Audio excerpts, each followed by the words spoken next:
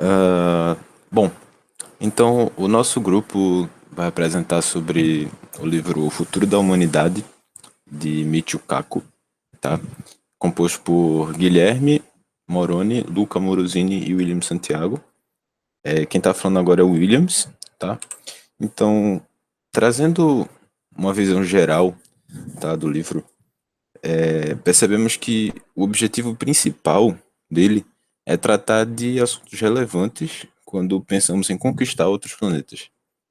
Então, nesse caso, o livro traz bastante ênfase em Marte e em como podemos vir a colonizá-lo no futuro.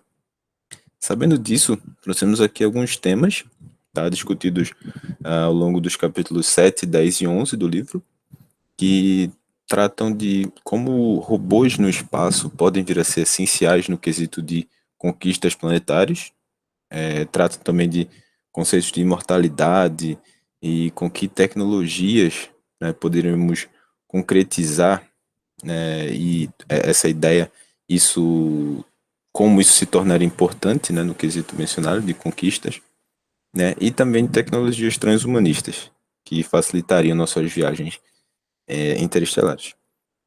Bom, para que possamos lançar robôs no espaço, certo? Para nos ajudar a construir cidades em Marte, trabalhando maçantemente em ambientes perigosos que requerem atividades repetitivas, né, nos poupando assim de, né, energia, recursos. Precisamos ter bastante conhecimento no campo de pesquisa relacionada à inteligência artificial. Então, nesse caso, né, o livro traz as primeiras ideias relacionadas ao campo, tá?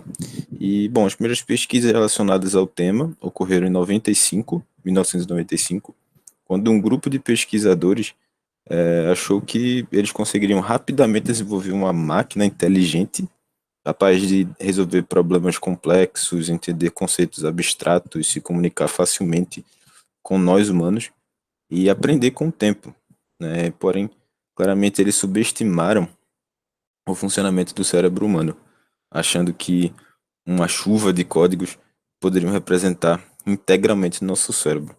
Então, com a falha dessa tentativa, que é conhecida como top-down, o campo de IA acabou definindo dois grandes objetivos, né, nas pesquisas, que é reconhecer padrões facilmente identificados pelo nosso cérebro, assim como entender o senso comum. Então a ideia é que uma máquina, né, que opera com IA, ela precisa ser capaz de executar, né, esses dois principais objetivos.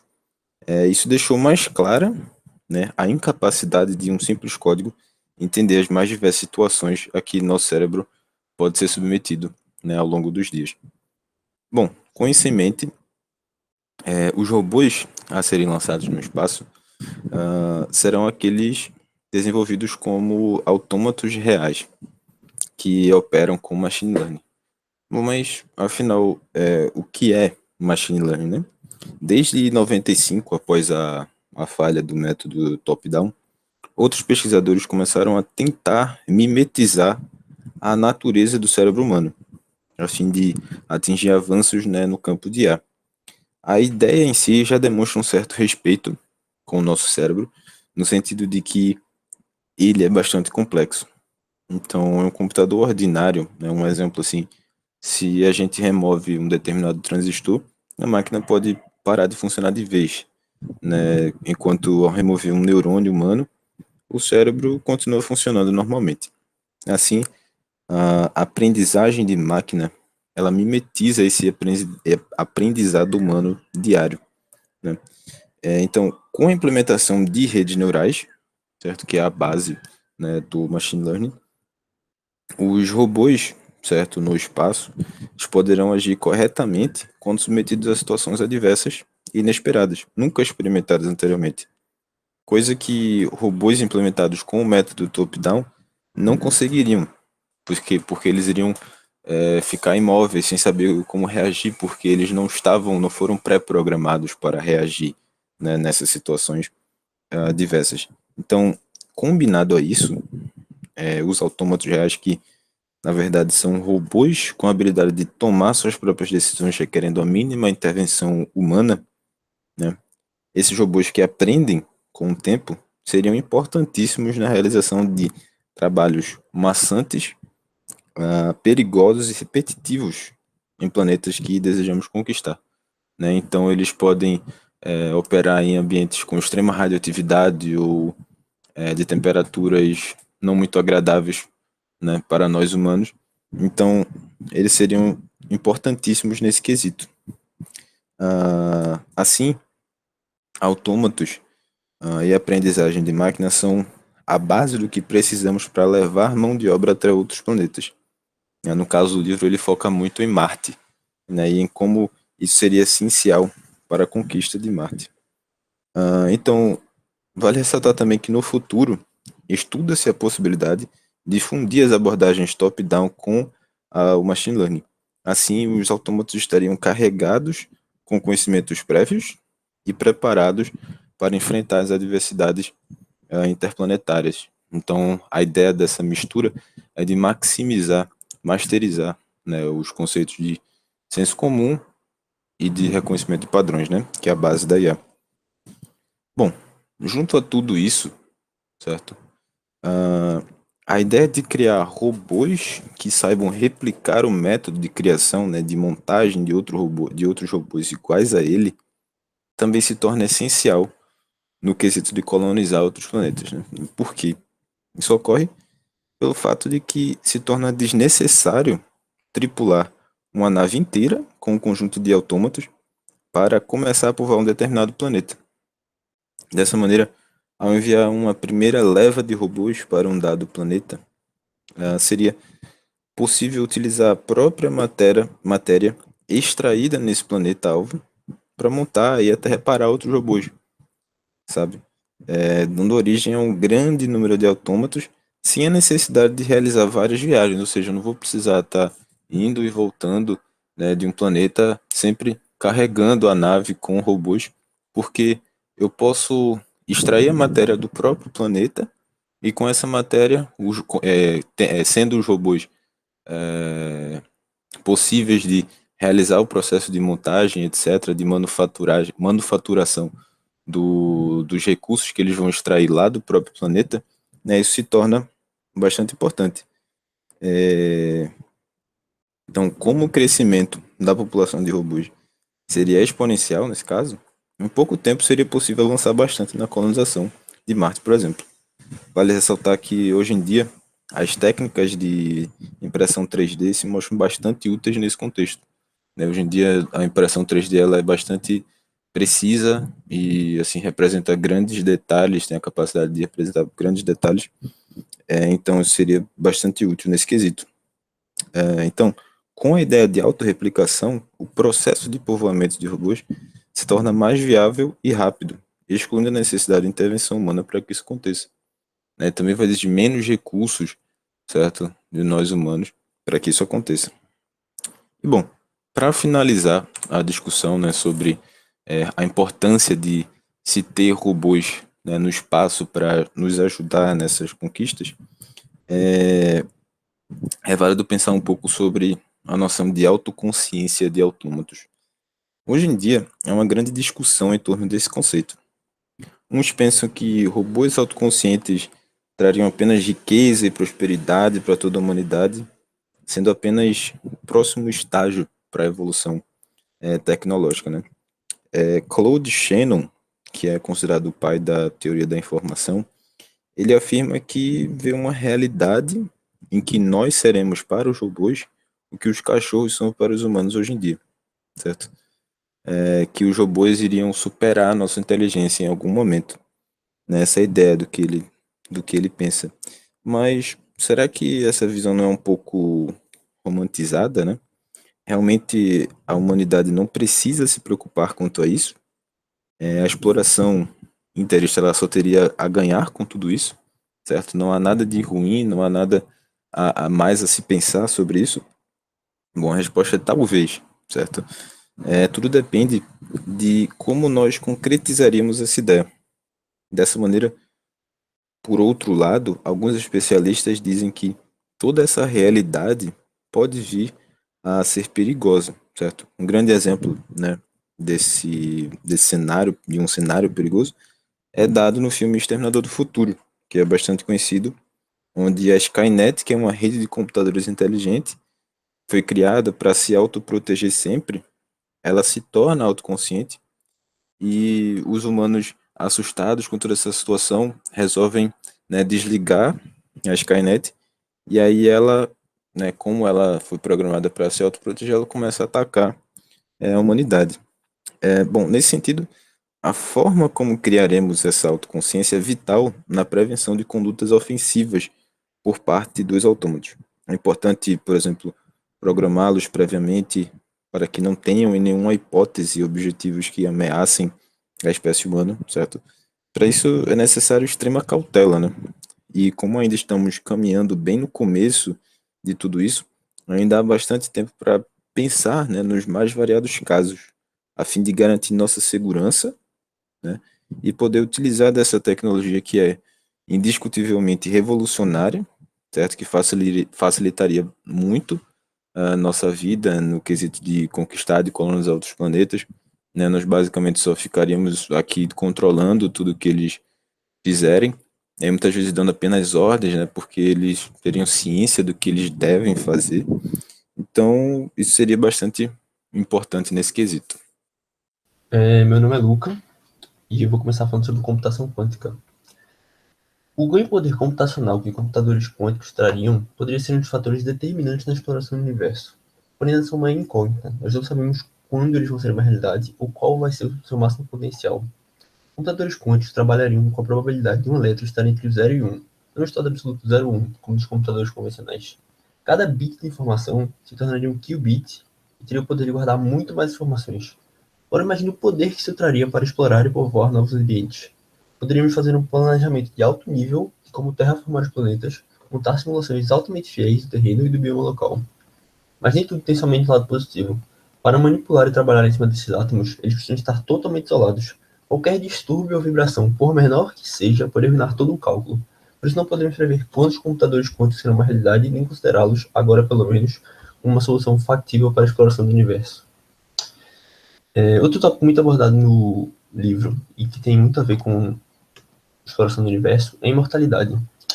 A busca pela imortalidade é um dos tópicos mais antigos presentes na literatura humana.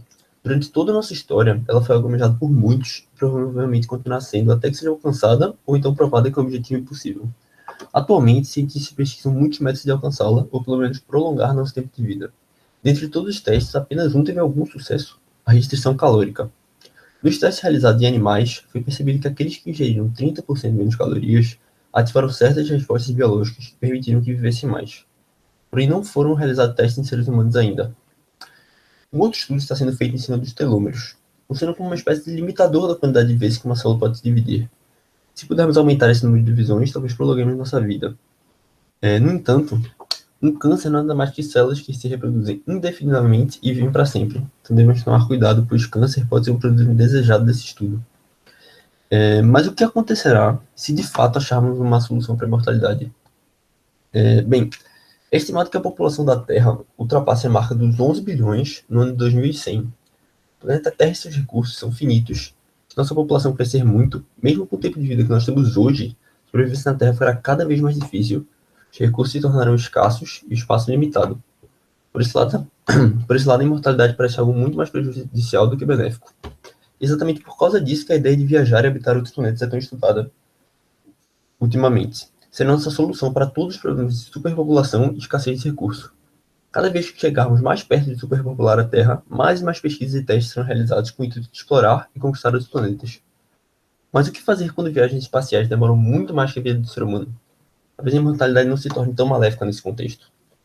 Existem hoje algumas teorias para como superar esse problema, como naves multigeracionais. Levaria um número pré-definido de pessoas que deveria se manter mais ou menos constante durante toda a viagem. Por isso não é algo fácil de fazer. Qualquer erro, mesmo que mínimo, quando propagado durante gerações, pode ser fatal. E além disso, como as pessoas viveriam diante da ideia de passar toda a sua vida dentro de uma nave que não tiveram nem o poder de escolha de estar dentro? Outra alternativa é a criogenia. mas ainda não foi achada uma solução viável para congelar pessoas sem que o sangue em suas veias congele junto e as mate. Por isso que, atualmente, essas soluções não são vistas como uma alternativa concreta para o problema, e nenhuma funcionaria tão bem quanto a imortalidade de fato. Agora, além da imortalidade biológica, também se discute muito sobre a digital. Talvez seja o meio mais eficiente que pensamos de explorar o universo até hoje. Imagine, se nossos corpos não aguentarem os desafios da viagem espacial, podemos simplesmente enviar nossa consciência e ela faria todo o trabalho. Com a quantidade de marcas digitais que deixamos no mundo de hoje, é possível montar uma imagem virtual de cada pessoa com um alto grau de fidelidade. E sabe um dia não tenhamos uma livraria de almas, onde você poderia conversar com pessoas que já morreram. Mas com isso surge a dúvida. Essas representações digitais realmente correspondem a quem a pessoa foi quando viva? Hoje existem duas ideias de como digitalizar o cérebro. Uma tenta simular o cérebro e algumas funcionalidades mais básicas, mas usando transistores no lugar de neurônios. A outra tenta uma abordagem mais biológica. Nela, os pesquisadores tentam decifrar a malha neural do nosso cérebro, mapear e entender como os bilhões de neurônios estão interconectados. Pode parecer uma tarefa difícil, dada a enorme quantidade de informações que nossa mente carrega, mas cada vez mais computadores estão conseguindo reduzir o tempo necessário para fazer essa tarefa. Imagina só um computador quântico. E além disso, mapeando o cérebro humano pode ajudar a desvendar segredos de vários desses mentais se conseguirmos isolar a origem desses problemas. Na linha de pensamento da imortalidade digital, será que nossa alma é apenas informação ou algo mais que isso? Bem, se de fato morrermos biologicamente, mas nosso cérebro continuar vivo em uma máquina, podemos nos considerar imortais? Se a mente for digitalizada, a alma então é só informação? E se de fato criarmos um cérebro digital, será ele distinguível do biológico? Há muitas nuances a serem consideradas nesse campo de pesquisa. Não sabemos como é a sensação de viver, por assim dizer, dentro de um computador. Será que seremos um ser de fato pensante ou somente uma série de ações definidas por um cérebro artificial?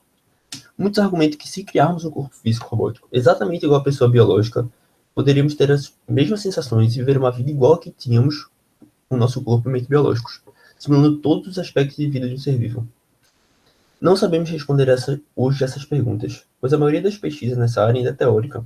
Por isso a dúvida permanece, e acredito que ainda permanecerá por algum tempo, pois ainda há muito caminho a ser andado, e até que alcance essa tecnologia, muito caminho a ser andado até que alcancemos a tecnologia necessária para digitalizar nossa mente.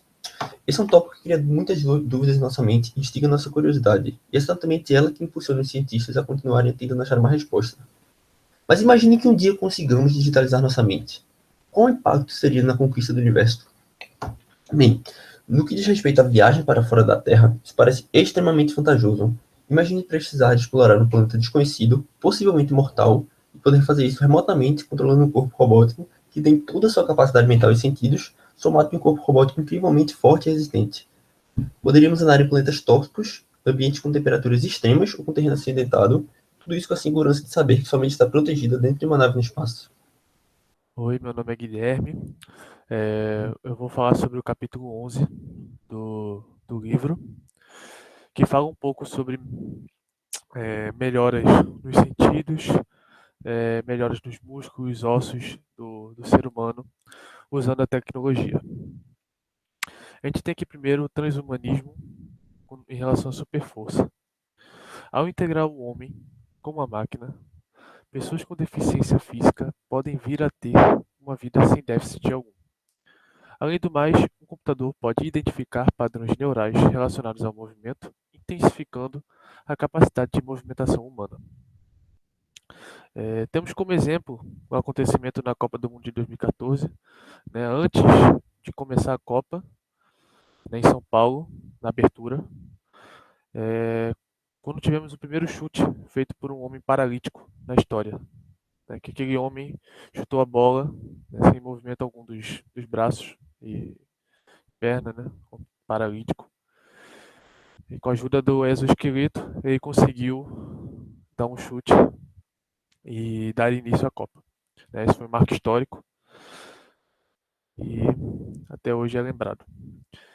Uma pessoa conectada a um exoesqueleto, normalmente ela precisa treinar bastante nesses movimentos novamente, mas isso costuma ser rápido quando se trata de habilidades simples, como pegar um copo, etc.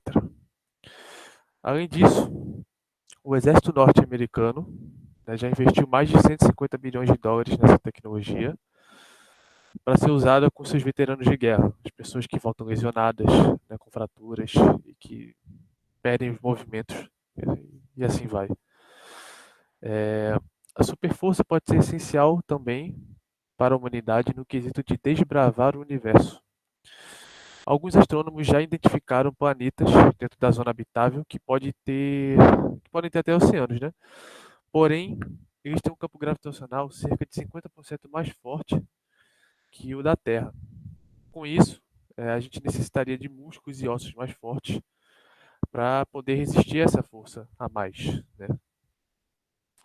E é aí que os exoesqueletos e a tecnologia no geral podem nos ajudar. Além de melhorar músculos e ossos, cientistas começaram a usar essas tecnologias para aperfeiçoar os sentidos humanos, como por exemplo a visão e a audição, né, para ajudar as pessoas surdas e cegas. Temos o exemplo do Argus 2, que é uma câmera que capta imagens e as envia para uma retina artificial. Esse dispositivo traduz a imagem em sinais nervosos enviados ao nervo óptico, que cria uma imagem com resolução entre 60 e 240 pixels. Lembrando que o corpo humano, o olho humano, na verdade, ele enxerga cerca de, eu acho que chega na casa dos milhões de pixels, né? E para você conseguir distinguir faces humanas, você precisa de pelo menos uns em torno de 1000 pixels para conseguir distinguir faces humanas. Então, entre 60 e 240 pixels é uma resolução bem baixa, porém é melhor do que não ter visão, né?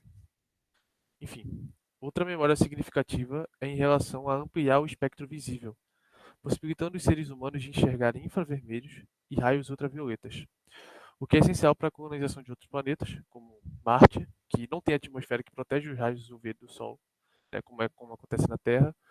E aí a gente pode ver onde tem mais ondas de calor e evitar, né, já que raios ultravioletas são prejudiciais, né, aos seres humanos quando em abundância, podem causar câncer e tal. Ou como planetas como Vênus, que é sempre nublado e difícil de enxergar, que seria possibilitado se pudéssemos ver ondas de calor. E também, com lentes especiais, seríamos capazes de enxergar objetos microscópicos, o que poderia nos ajudar a ter o poder de telepatia e telecinese, como foi o caso, né, de Stephen Hawking, que tinha uma doença que o impossibilitava até mesmo de usar os dedos das mãos. Então, essa tecnologia era capaz de pegar ondas do cérebro dele e enviar para um computador, que digitava as mensagens, mesmo que devagar. É, Além disso, né, cientistas também estão bem otimistas de que ainda neste século conseguiremos realizar downloads e uploads de memória no nosso cérebro, o que seria muito útil tanto para o tratamento de doenças como Alzheimer, quanto para a transferência de conhecimentos e habilidades de forma rápida, que seria bastante usado quando se precisasse, por exemplo, aprender sobre um novo planeta que contém muitos detalhes e que, consequentemente, seria mais rápido fazer o upload dessas informações na mente, para um aprendizado mais rápido, né? Mais eficiente. Fala-se muito também no termo BrainNet, que é o próximo estágio de evolução da internet, e que consiste na seguinte ideia. Ao invés de transmitir bits de informação, seriam transmitidas emoções, sentimentos e memórias. Isso ajudaria a entender mais as outras pessoas, visualizar melhor suas angústias e sentimentos, e assim quebrar barreiras no mundo virtual, né? Entender realmente bem como as pessoas estão se sentindo e tal. E além disso, essa ideia de compartilhar sentimentos seria muito bem vista no ambiente de entretenimento, como por exemplo em filmes, onde as emoções de cada cena seriam transmitidas para a audiência de forma que as pessoas realmente se sentissem dentro do filme, né? Ou dentro da animação, enfim. Em questões como viagem no espaço ou realização de tarefas perigosas, né, que detêm muita atenção e responsabilidade, se já for possível usar essa tecnologia BrainNet, poderíamos ajudar as pessoas atuantes, né, as pessoas que estão atuando nessas tarefas, que tenham um problema mental, como depressão ou ansiedade, para que elas possam realizar melhor essas tarefas, né, para que elas não tenham esse desvio de atenção por conta dos problemas. Então, com isso a gente termina aqui nossa apresentação e percebe que o quão importante e inovadora a tecnologia pode e poderá ser, contanto que usada com cuidado e com bom propósito. Muito obrigado.